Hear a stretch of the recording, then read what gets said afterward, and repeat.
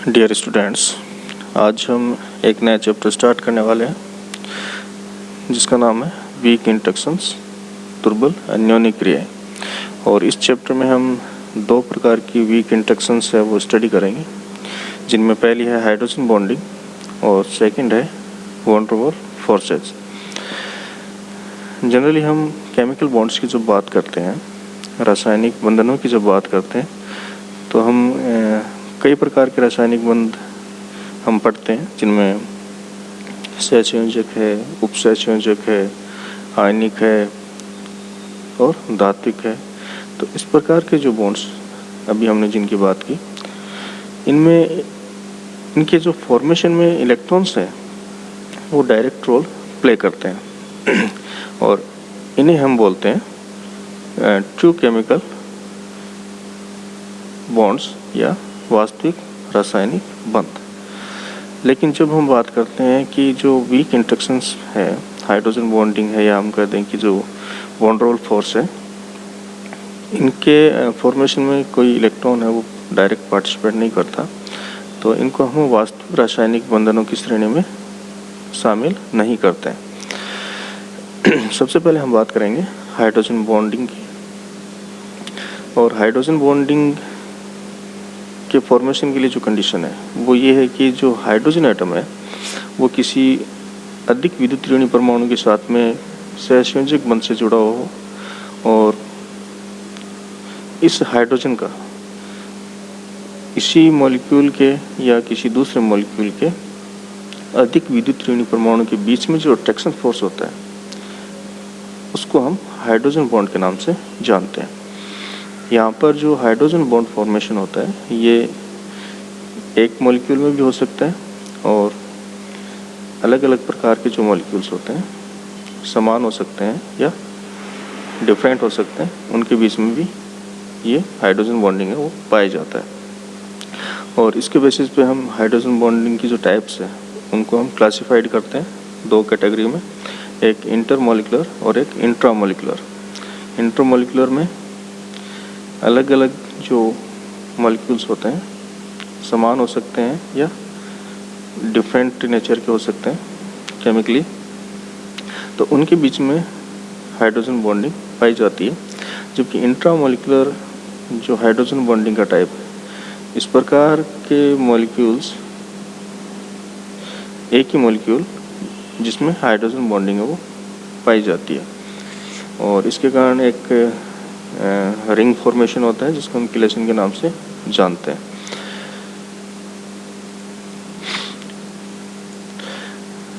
हमने बात की कि जो हाइड्रोजन एटम है वो किसी प्रबल विद्युत ऋणात्मक परमाणु के साथ में जुड़ा हुआ होना चाहिए, और ये हम जानते हैं कि कोई भी विद्युत ऋणात्मक परमाणु बंध के इलेक्ट्रॉन्स को, सहसंयोजक बंध के इलेक्ट्रॉन्स को अपनी ओर आकर्षित करता है। जितना ज़्यादा प्रबल उसकी विद्युत ऋणता का मान होगा या जितना हायर उसकी जो इलेक्ट्रोनेगेटिविटी की जो वैल्यू है वो यदि जितनी ज़्यादा होगी, वो उतना ही प्रबलता से जो बंध के इलेक्ट्रॉन्स है, बंध युग्म है, बॉन्ड पेयर को अपनी ओर आकर्षित करने का काम करता है। और इसके कारण जो इलेक्ट्रोनेगेटिव एटम होता है उसके ऊपर पार्शियली आंशिक नेगेटिव चार्ज आ जाता है, और उतनी अमाउंट का पॉजिटिव चार्ज हाइड्रोजन एटम पर यहाँ आ जाता है। जैसे कि यहाँ दिखाया गया है कि जो H हाइड्रोजन एटम है, यहाँ पर एक विद्युत ऋणात्मक परमाणु है। जब ये बंध युग्म में एक ही तरफ इसके द्वारा अट्रैक्ट किए जाते हैं तो इस पर पार्शियली नेगेटिव चार्ज आएगा, और इतनी अमाउंट ऑफ चार्ज है पॉजिटिवली हाइड्रोजन एटम पर आ जाता है। अब जो दूसरा इलेक्ट्रोनेगेटिव जो एटम है जिस पर पार्शियली नेगेटिव चार्ज है, वो इस हाइड्रोजन एटम के साथ में एक अट्रैक्शन फोर्स फॉर्म करता है, जिसको हम इलेक्ट्रोस्टैटिक या स्थिर वैद्युत आकर्षण बल के नाम से भी जानते हैं। तो इस जो बनने वाले जो अट्रैक्शन फोर्स को हम हाइड्रोजन बॉन्डिंग के नाम से जानते हैं, जो कि यहाँ पर दिखाया गया है कि हाइड्रोजन और A के बीच में जो डॉटेड लाइन है ये हाइड्रोजन बॉन्ड को यहाँ शो कर रही है। यहाँ पर इसके फॉर्मेशन में हम तीन जो एटम्स हैं इनको हम इसके लिए रिस्पॉन्सिबल मानते हैं, जिनमें दो इलेक्ट्रोनेगेटिव एटम्स होते हैं और एक हाइड्रोजन होता है। क्योंकि इन दो इलेक्ट्रोनेगेटिव एटम्स के बीच में हाइड्रोजन है वो एक ब्रिज का काम कर रहा है और इस प्रकार के अट्रैक्शन फोर्स के फॉर्मेशन में हाइड्रोजन एटम है वो मस्ट रिक्वायर्ड होता है। तो इसीलिए इसको हम हाइड्रोजन बॉन्डिंग के नाम से जानते हैं। फर्दर हम बात करते हैं कि जो हाइड्रोजन बॉन्ड है इसके करैक्टरिस्टिक्स क्या क्या है, अभिलाक्षणिक जो लक्षण है वो क्या क्या है। तो सबसे पहले हम कहें कि जो हाइड्रोजन बॉन्ड फॉर्मेशन होता है उसमें 3 एटम्स इन्वॉल्व होते हैं, 2 इलेक्ट्रोनेगेटिव और एक हाइड्रोजन। नेक्स्ट पॉइंट की यदि हम बात करें तो ये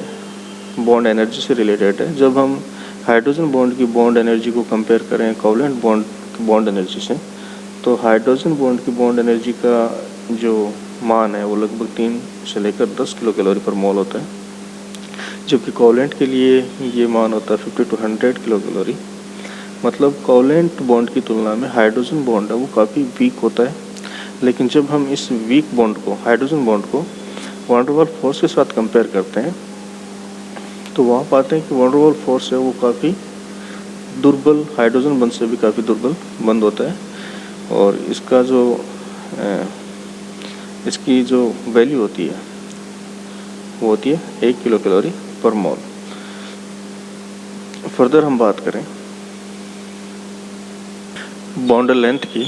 बंद लंबाई की, तो हम जानते हैं कि जो हाइड्रोजन बॉन्ड फॉर्मेशन हुआ है या हाइड्रोजन बंध का निर्माण जहाँ हो रहा है तो उस प्रोसेस में हाइड्रोजन और जो इलेक्ट्रोनेगेटिव जो एटम है उनमें कोई डायरेक्ट जो इलेक्ट्रॉन के कारण ही कोई बॉन्ड फॉर्मेशन नहीं हो रहा। ये एक काफ़ी डिस्टेंस पे होता है दोनों के बीच में, इनके बीच में दूरी काफ़ी ज़्यादा होती है कोवैलेंट बॉन्ड की तुलना में। तो हम कह सकते हैं कि जो बॉन्ड लेंथ होती है हाइड्रोजन बॉन्ड की वो हमेशा कोवैलेंट बॉन्ड की तुलना में तो हमेशा ज़्यादा होगी। और अब यहाँ पर जो बॉन्ड फॉर्मेशन हो रहा है तो इसमें एक तरफ जो हाइड्रोजन है वो इलेक्ट्रोनेगेटिव एटम के साथ में सहसंयोजक बंध से बंधा हुआ है और दूसरी ओर एक वीक फोर्स जिसको हम हाइड्रोजन बॉन्ड बोल रहे हैं, एक स्थिर विद्युत आकर्षण बल है, उसके कारण उसके साथ अटैच है या आकर्षित है। तो यहाँ पर जब हम कंपेयर करते हैं बॉन्ड लेंथ को तो हाइड्रोजन बॉन्ड की बॉन्ड लेंथ है वो हमेशा ज़्यादा निकलती है, उसका मान हमेशा ज़्यादा आता है। यहाँ पर एक एक्सेप्शनल केस भी बताया गया है HF2 माइनस में बताया गया है कि जो हाइड्रोजन है वो दोनों जो फ्लोरीन एटम्स हैं इनके बीच में बिल्कुल सेंटर में पाया जाता है, जबकि जनरली ये कोवैलेंट जो बॉन्ड से बॉन्डेड जो एटम है उसके पास में अधिक होता है और जो हाइड्रोजन बॉन्ड के थ्रू जो अट्रैक्शन है इसका दूसरे इलेक्ट्रोनेगेटिव एटम के साथ में उनकी दूरी ज़्यादा होती है। तो हम इसको बोलते हैं कि ये बिल्कुल सेंटर में नहीं होता, लेकिन HF2 माइनस में ये बिल्कुल सिमेट्रिकल पाया जाता है, बीच में पाया जाता है।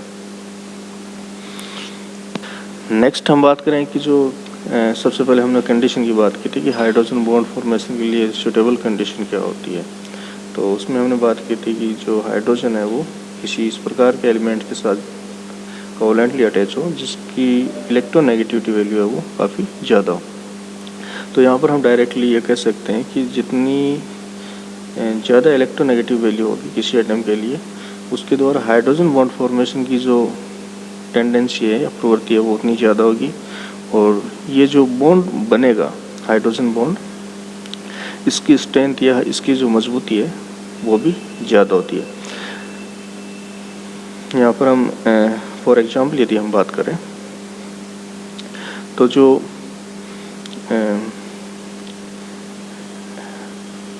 HF है, OH है, NH है, इनको यदि हम कंपेयर करें तो हम जानते हैं कि फ्लोरीन की इलेक्ट्रोनेगेटिविटी वैल्यू सबसे ज़्यादा होती है, उसके बाद में ऑक्सीजन की, उसके बाद नाइट्रोजन की और इसी ऑर्डर में ये इनकी स्ट्रेंथ होती है। सबसे ज़्यादा स्ट्रेंथ फ्लोरीन के रेस्पेक्ट में, उसके बाद में ऑक्सीजन के रेस्पेक्ट में, उसके बाद में नाइट्रोजन के रेस्पेक्ट में।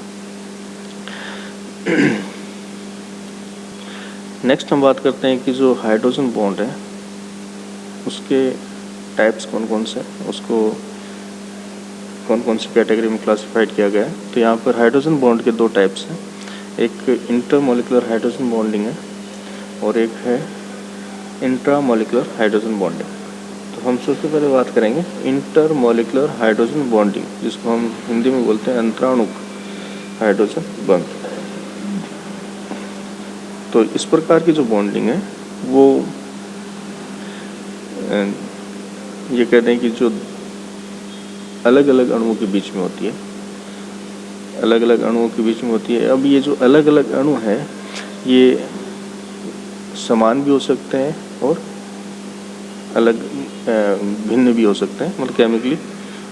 आइडेंटिकल भी हो सकते हैं और डिफरेंट भी हो सकते हैं। तो जब इस प्रकार की बॉन्डिंग पाई जाती है तो इस बॉन्डिंग को हम बोलते हैं इंटर मॉलिक्यूलर हाइड्रोजन बॉन्डिंग। और इस प्रोसेस में क्या होता है कि जो मॉलिक्यूल्स होते हैं वो हाइड्रोजन बॉन्डिंग होने के कारण एक दूसरे के समीप आ जाते हैं, और ये जो समीप आने की जो प्रोसेस होती है उसको हम एसोसिएशन का नाम देते हैं, संगुणन कहते हैं। और इस संगुणन की प्रोसेस के कारण जो प्रॉपर्टीज़ हैं किसी मॉलिक्यूल्स के रेस्पेक्ट में हम बात करें तो उसकी प्रॉपर्टीज है वो चेंज हो जाती है। जैसे यहाँ दिखाया गया है कि जो H2O है उसके जो मॉलिक्यूल्स हैं इनमें आपस में हाइड्रोजन बॉन्डिंग इस प्रकार से ये अरेंज होते हैं, और इसी प्रकार अमोनिया मॉलिक्यूल्स में हाइड्रोजन बॉन्डिंग पाई जाती है, और इसी प्रकार जो एल्कोहल्स हैं इनमें भी हाइड्रोजन बॉन्डिंग पाई जाती है इस पैटर्न में। तो कहने का तात्पर्य ये है कि जो इंटरमॉलिक्यूलर हाइड्रोजन बॉन्डिंग है वो मॉलिक्यूल्स का एसोसिएशन करती है, संगुणन करती है, और इसके कारण जो इनके गुणधर्म है या प्रॉपर्टीज़ है इनकी वो चेंज हो जाती है नॉर्मल प्रॉपर्टीज से। Thank you students.